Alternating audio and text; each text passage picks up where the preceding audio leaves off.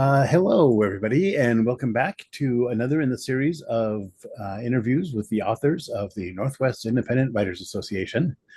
Today, we are joined by NIWA President James McCracken, who also writes under the names A.M. Huff and A. Matthew Huff, um, which we'll get into here. So, let's see. Today, it's under the latter, the A.M. Huff name, that your newest book, The Watcher, was published. Right? Yes. And so it says on the book that it was inspired by a nightmare. Can you walk us through that a little bit? And without getting spoilery, can you briefly maybe describe the difference between what the dream was and how the story went, Oh and yeah. how you did that? The dream basically was um, eight college students waking up in a Victorian parlor, and they were trapped in there, locked in there, and had no idea how they got there.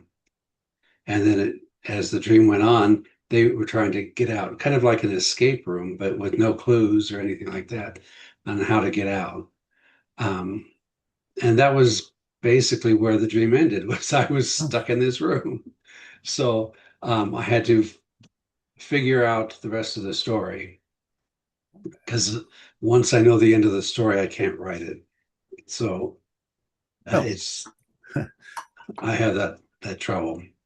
So I can't use an outline or anything like mhm. that. So I just had the idea and then went with it. Okay. So is that generally your process? Is pure discovery writer? I think Stephen Yeah, King calls it that. Yeah. yeah. Okay. So let's see. Right. So when you first started, you didn't know. I don't want to give it away, but I Didn't did know read how. it. It's yeah. Yeah, didn't know the ending. Didn't know the ending. Didn't know what was really going on or Mm-mm. any of that. Okay. Um, let's see. So you've got books under several different names. You've got James McCracken, Mm-hmm. also A.M. Huff, which this one was, and A. Matthew Huff. Can you tell us a little bit about the difference between these pen names? Like why different pen names and which one to use when and why? A. Matthew Huff is for my children's books. I have four um, of those. And then I write as A.M. Huff for pretty much everything, the thrillers, the kind of more adult type stories. And then James M. McCracken for my Charlie McCready series. That was a teenage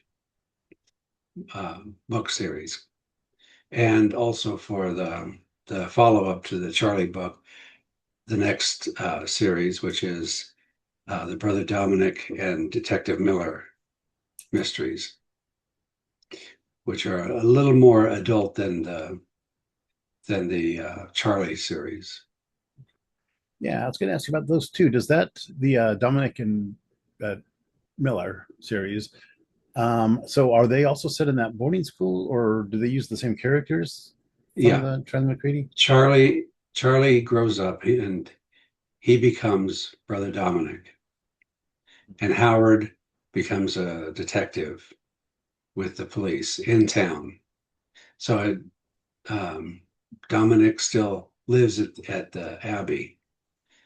So it's just a continuation of them, because the Charlie books start when Charlie was 12 and ends with him graduating at, let's say, 17. And then he joins the Abbey.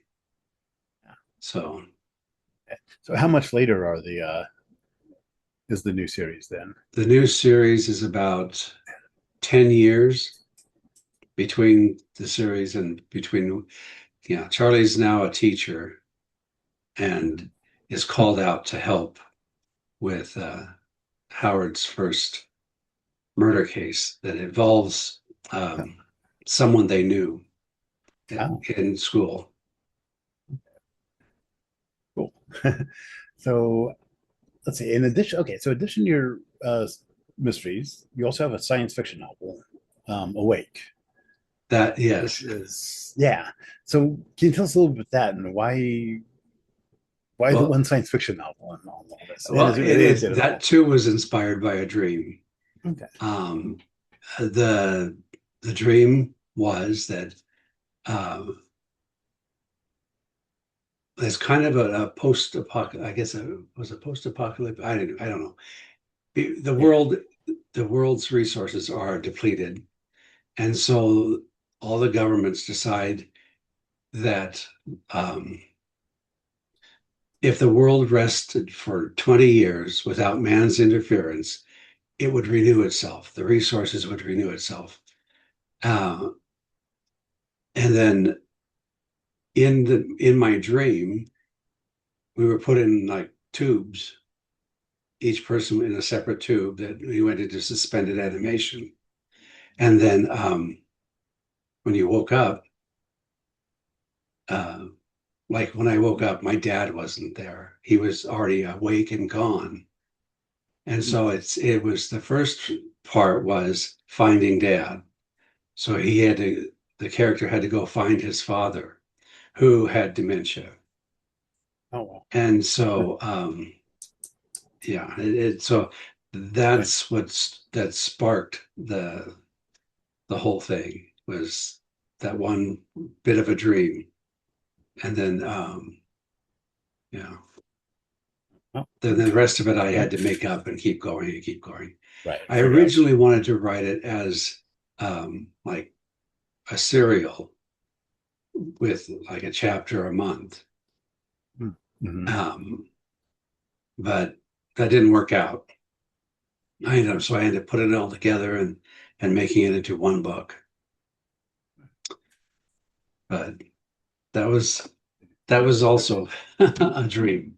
Most of my stories are, Oh, wow. So does that except include the children's books.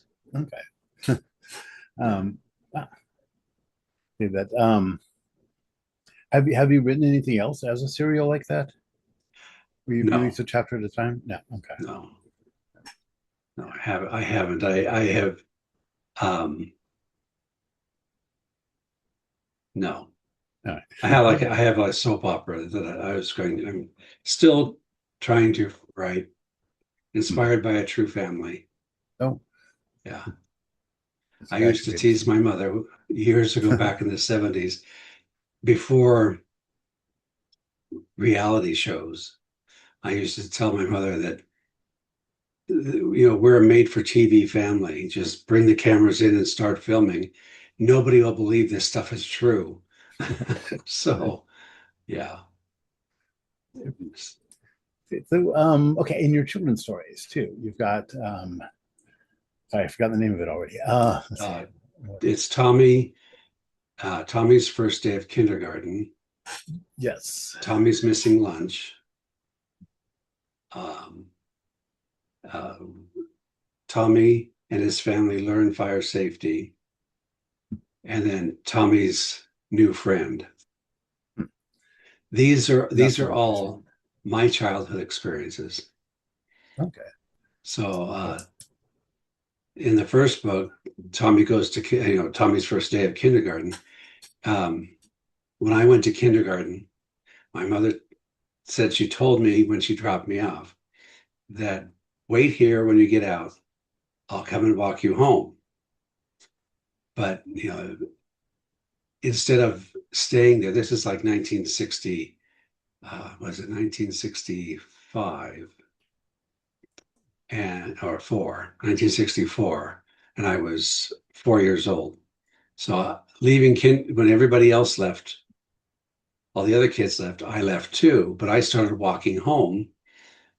We lived in Sacramento, and so I started walking home like autopilot.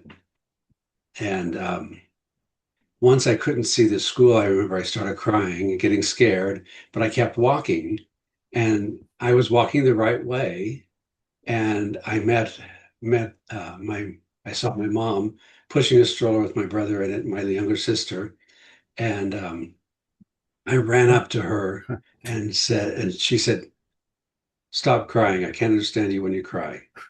I told you to stay at school." But you couldn't put that in a kid's book because your mom Right. was kind of cross with you. So it has changed a Well, little bit oh, from that. But yeah. And then the other was that the missing lunch is about bullies again.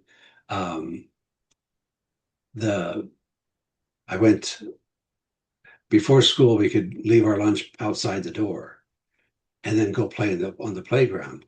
Well, some kids came and told me a dog ate my lunch. oh, And so I walked back and even in first grade, I can tell I was able to reason why would a dog choose a peanut butter sandwich in a metal lunchbox and skip the tuna fish sandwich and other meat sandwiches in paper bags?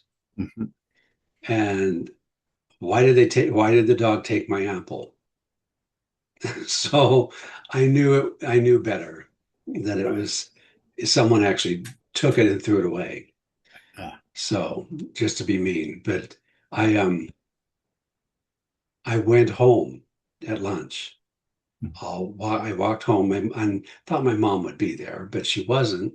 So I had to crawl through a window and I made myself a peanut butter sandwich and then took a bite of it. I don't remember that part. Took a bite of it, put it on the TV as I walked out the front door. And so my mom, um, fast forward to now when I'm so, 17, and I was having lunch with my mom, and I told her about this story, and she just laughed and she says, I knew it was you and wondered how long it would take you to tell me what happened because I'm the only left-handed person in the family. hmm, And when I made my peanut butter sandwich, the peanut butter is on the opposite side of the blade than the right-handed people. So, but I thought that was kind of huh, funny that. so you And figured it then out first. then the other two stories are also based on incidents. My brother lit a fire in my sister's bedroom, and it just smoldered and made a lot of smoke. Oh, And we had fire alarms that sounded like the fire, like a school bell type thing. And oh, it went off, and my mom went and looked. And in the meantime, I ran out the front door and was jumping up and down, yelling, "Fire, fire, help, help." And so, yeah, I got talked to about that. So, oh, but she put it out. And then, that seems like a reasonable response for a child on something's oh on fire yeah, in the house. yeah. And the last one was one that we had new neighbors move in, and this was Tommy's new friend. And my dad set us down because it's like 1966, and the new family that moved in were Black, African American. And my dad told us that you can be friends with them. He leaves it up to us to decide, but he said some people won't like that. And sure enough, there were people. I know I was friends with Milton. His name was Milton, and I was friends with him, and he was in my grade, in my class. And on the way home one day, these three bully kids asked me if I was friends with him, and I said I am. And so they jumped off the fence, and all three, beat me up. So, so that's kind of. Um, I didn't. My dad wanted me to learn to fight after that. Fight and Yeah, defend myself. And it's like there were three of them. What's yeah, the point? And so they were the ones who were that lost out, by being bigoted and stuff. And so that's what the third book is about prejudice and being bullied. So, but those are yeah. fun and quick to write. Right. But So, yeah, so of all these series, are you working on another one now, or what can we expect next?